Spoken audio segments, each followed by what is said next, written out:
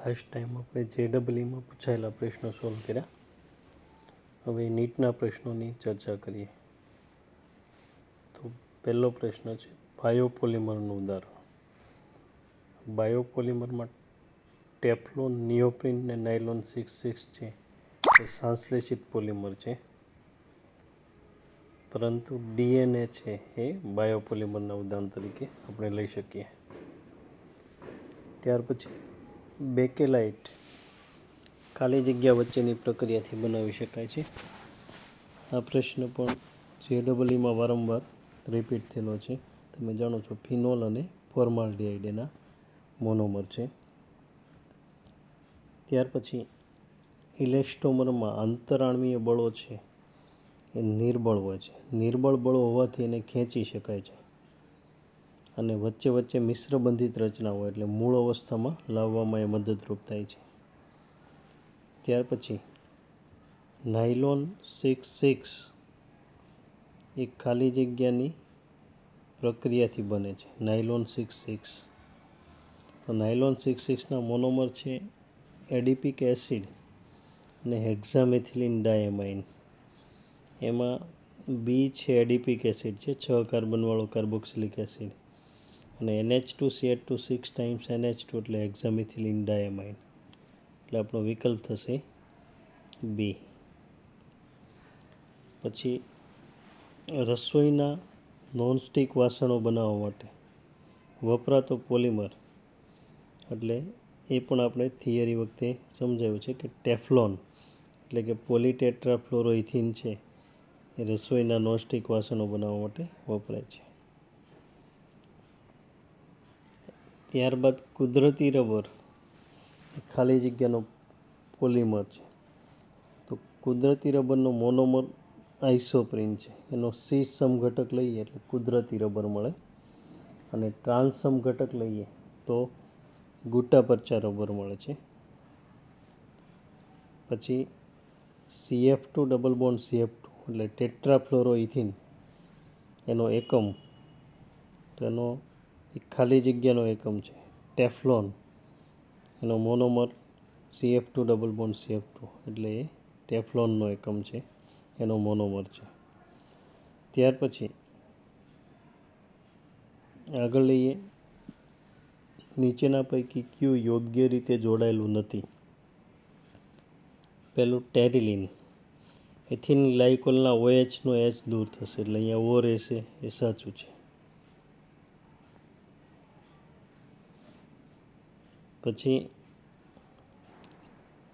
COOH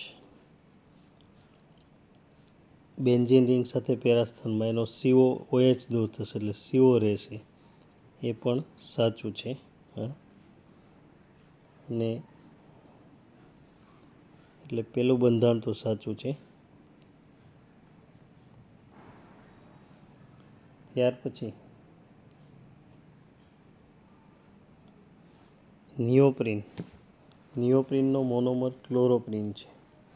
ક્લોરોપ્રિન એટલે બ્યુટા 2-ક્લોરોબ્યુટા 1,3 ડાઇન, એનો polymer લઈએ તો આ રીતનો થશે, એટલે બી પણ સાચું છે. નાયલોન.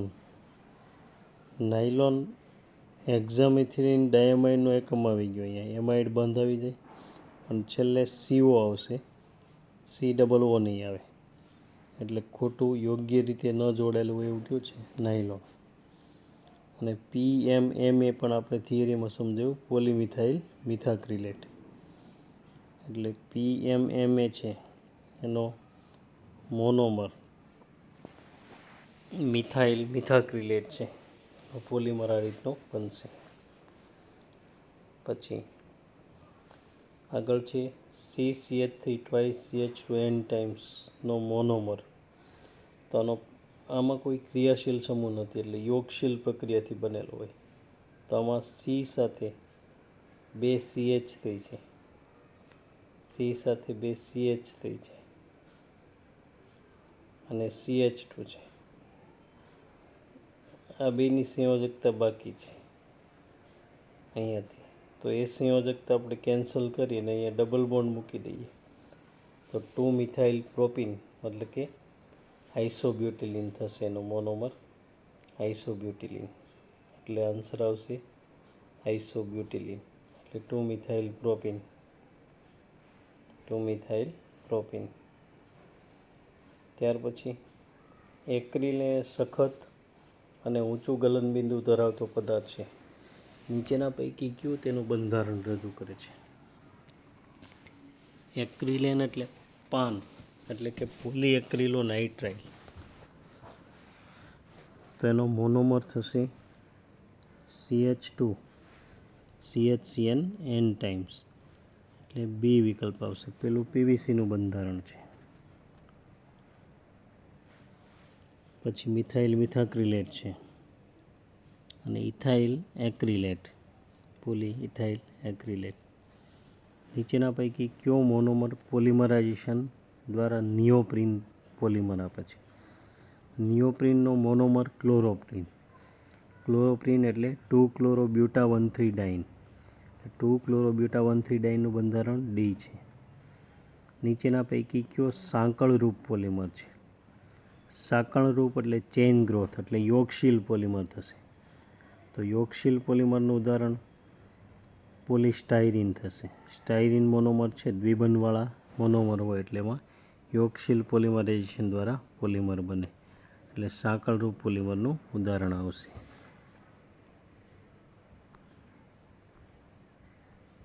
ત્યાર પછી 13મો પ્રશ્ન છે. પોલિમર આપેલો છે CH2C CH3 twice, CH2C CH3 twice. એટલે એમાં પુનરાવર્તન પામતો જે ભાગ છે એ CH2C CH3 ટ્વાઇસ છે, પુનરાવર્તન પામતો ભાગ.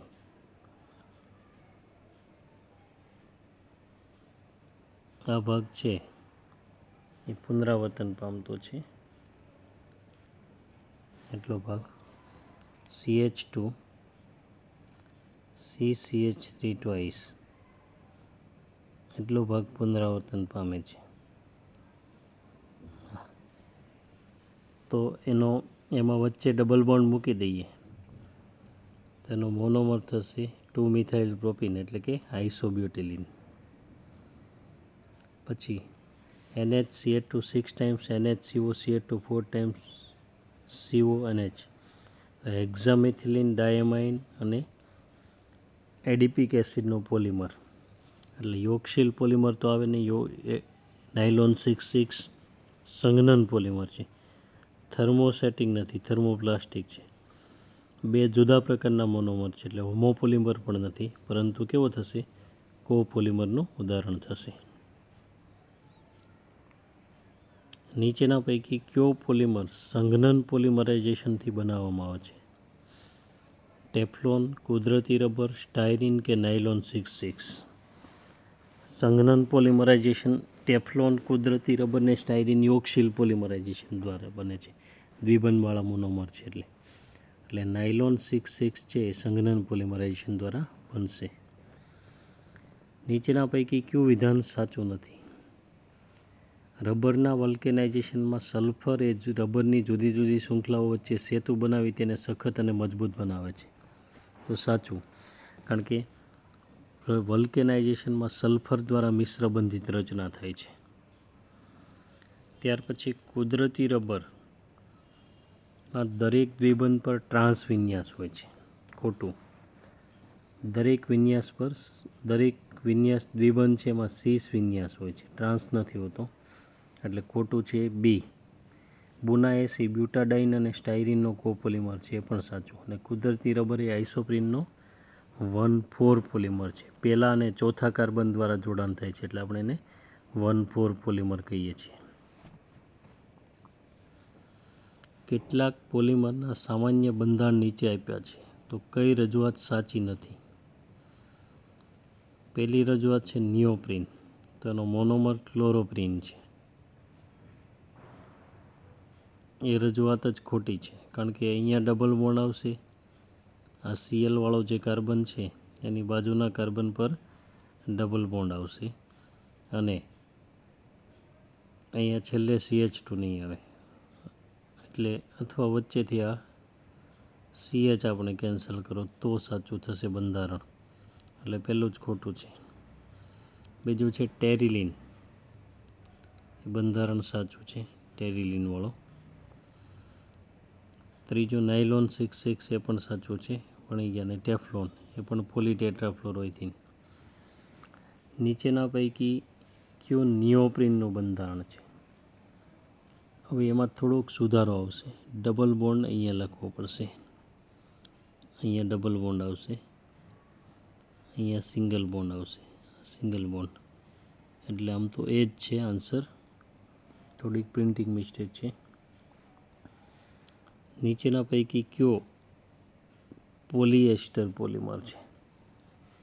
ટેરિલિન અથવા ડેક્રોન છે પોલિએસ્ટર વર્ગનો પોલિમર છે. પોલિએસ્ટર વર્ગનો પોલિમર ટેરિલિન અથવા ડેક્રોન થશે. ત્યારબાદ પછીનો પ્રશ્ન છે, નીચેના પૈકી કયો સંઘનન પોલિમર નથી? બેકેલાઇટ અથવા મેલેમાઇન સંઘનન પોલિમરાઇઝેશનથી બને છે. ગ્લિપ્ટાલ પણ સંઘનન પોલિમરાઇઝેશનથી બને છે. ગ્લિપ્ટાલમાં થેલિક એસિડ અને ઇથિલિન ગ્લાયકોલ હોય છે.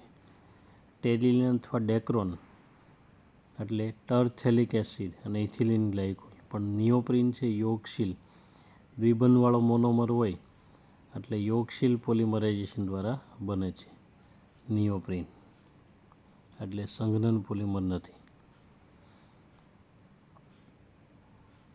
નીચેના પૈકી કયું વિધાન ખોટું છે? કૃત્રિમ રેશમ સેલ્યુલોઝમાંથી મેળવવામાં આવે છે. સાચું. નાયલોન 66 એ ઇલેસ્ટોમરનું ઉદાહરણ છે, એ ખોટું થશે. નાયલોન 66 શાના તરીકે વર્તે છે? રેસાઓ તરીકે, એટલે ઇલેસ્ટોમર નહીં આવે, રેસા તરીકે વર્તે છે. પછી કુદરતી રબરમાં આવર્તની એકમ સાઇસોપ્રીન છે, એ સાચું. અને સ્ટાર્ચ ને સેલ્યુલોઝ બંને ગ્લુકોઝના પોલિમર છે, એ પણ સાચું થશે. નીચેના પૈકી કયો સેટ બાયોડિગ્રેડેબલ પોલિમર ઉત્પન્ન કરે છે? બાયોડિગ્રેડેબલ પોલિમર ઉત્પન્ન કરતો સેટ, તો અહીંયા પહેલો છે એક્રિલોનાઇટ્રાઇન ને બ્યુટાડાઇન, એટલે બુનાએન રબર, એ નોન બાયોડિગ્રેડેબલ છે.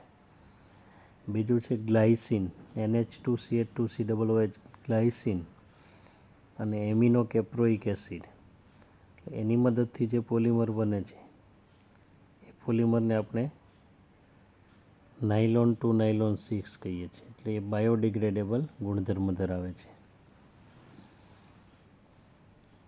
એટલે બી આન્સર. ત્રીજામાંથી ટેરિલિન અથવા ડેક્રોન બનશે. અને છેલ્લું છે સ્ટાયરીન બ્યુટાડાઇન રબર, એટલે પણ નહીં આવે. પછી 23મો પ્રશ્ન છે, નીચેના પૈકી કયો નિયોપ્રિનનો મોનોમર છે?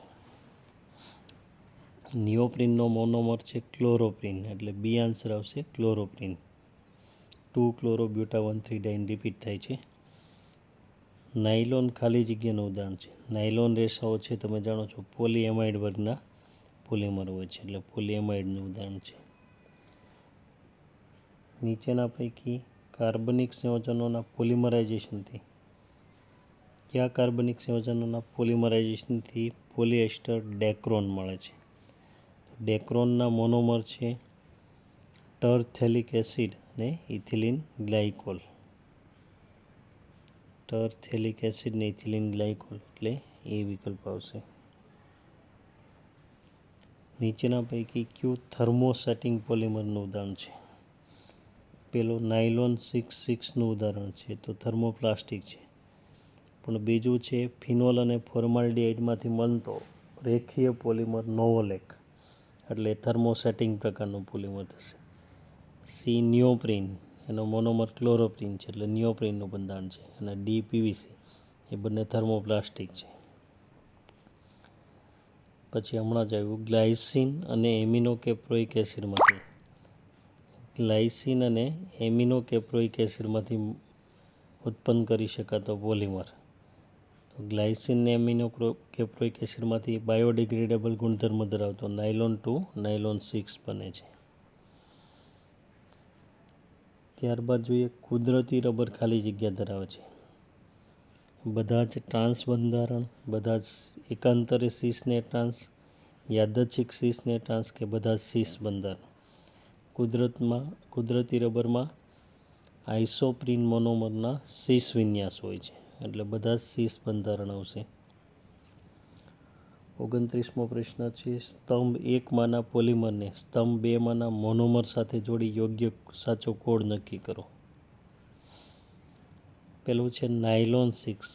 તો નાયલોન 6 છે એનો મોનોમર છે કેપ્રોલેક્ટમ. નાયલોન 6નો મોનોમર થશે કેપ્રોલેક્ટમ, એટલે એની સાથે કેપ્રોલેક્ટમ આવશે, એટલે 1 A સામે 5 આવશે. ડેક્રોન અથવા ટેરિલિન છે એના મોનોમર છે ઇથિલિન ગ્લાયકોલ ને ટરથેલિક એસિડ, અને ગ્લિપ્ટાલના મોનોમર છે ઇથિલિન ગ્લાયકોલ અને થેલિક એસિડ. ઇથિલિન ગ્લાયકોલ અને થેલિક એસિડ, એટલે સી સામે 3 આવશે. અને ડી નોવોલેક ફિનોલ ફોર્માલ્ડિહાઇડ વર્ગનો રેખીય પોલિમર, એટલે એમાં ફિનોલ ને ફોર્માલ્ડિહાઇડ આવશે, એટલે એની સામે 4 આવશે. તો એ સામે 5 છે, એ સામે 5 હોય એવા 2 વિકલ્પ છે, બી અને સી. બી સામે 1 છે, એટલે સી વિકલ્પ નક્કી થઈ જશે. આન્સર આવશે આપણો સી આન્સર.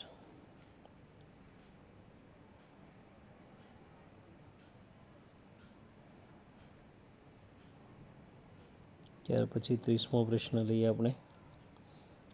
મિશ્રબંધિત અથવા જાળીદાર બહુલકોના સંદર્ભમાં નીચે આપેલા વિધાનો પૈકી કયું ખોટું છે? જુદી જુદી બહુલક શૃંખલાઓ વચ્ચે તેઓ સહસંયોજક બંધ બનાવે છે, એ સાચું છે. સલ્ફર દ્વારા કે જોડાણ થાય એટલે સહસંયોજક બંધો બનતા હોય છે. તેઓ બાય એટલે કે દ્વિ અને ટ્રાય એટલે ત્રિ ક્રિયાશીલ મોનોમરમાંથી બને છે, એ પણ સાચું. પછી તેઓ તેમની બહુલક શૃંખલાઓમાં પ્રબળ સહસંયોજક બંધ ધરાવે છે, એ ખોટું આવશે. બેકેલાઇટ ને મેલેમાઇન એના ઉદાહરણ છે, તો સાચું છે જ, બંને આપણે ઉદાહરણમાં લઈએ છીએ. પછી જૈવ વિઘટનીય બહુલક બાયોડિગ્રેડેબલ પોલિમર છે નાયલોન 2 નાયલોન 6 બાયોડિગ્રેડેબલ પોલિમર છે. તો પોલિમરવાળું યુનિટ છે એ આપણે પૂરું કર્યું. એના જે MCQ છે આગળ, એ MCQ એટલા સોલ્વ કરી નાખો અને JEE નીટના MCQ પરફેક્ટ કરી નાખો. અને થિયરીમાં ખાસ અમુક સ્પેસિફિક તમને કીધું હતું ઉપયોગો, એટલું કરો એટલે આ ઇનફ છે આ ચેપ્ટર માટે.